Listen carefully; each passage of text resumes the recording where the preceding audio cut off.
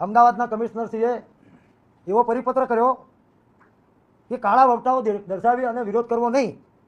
તો એના માટેની એક PIL અમારા આગેવાનોએ દાખલ કરી છે. કારણ કે એ લોકશાહીના વાણીની સ્વતંત્રતા અભિવ્યક્તિની કલમ 19(a)(19)(b) નો ભંગ છે. એટલે મેં એને ચેલેન્જ કરી છે. એટલે બીજા કમિશનરશ્રી હોય કે જિલ્લાના કલેક્ટર હોય એમને આપના માધ્યમથી કહેવા માગું છું કે આવા કોઈ પરિપત્રો કરશો નહીં. આ લોકશાહીનું ખૂન કહેવાય. લોકશાહીમાં નાગરિકોની સત્તાનું હનન કહેવાય. એટલે અમે નક્કી કર્યું કે કેસરીયો ધ્વજ એટલે ક્ષત્રિયોનો ધ્વજ. તો આવતીકાલથી અમારા યુવાનો જે વિરોધ કરવાના છે ભાજપની સભાઓની અંદર એ શાંતિ અને સંયમથી કેસરીયો ધ્વજ હશે અને આમાં રામજીની પતાકા છે, રામજીનું ચિહ્ન છે. એ કેસરિયા ધ્વજથી ક્ષત્રિય સમાજના યુવાનો, વડીલો અને બહેનો જે ગામમાં ભારતીય જનતા પાર્ટીના આગેવાનો પ્રચાર કરવા આવશે એમને ઘૂસવા નહીં દે.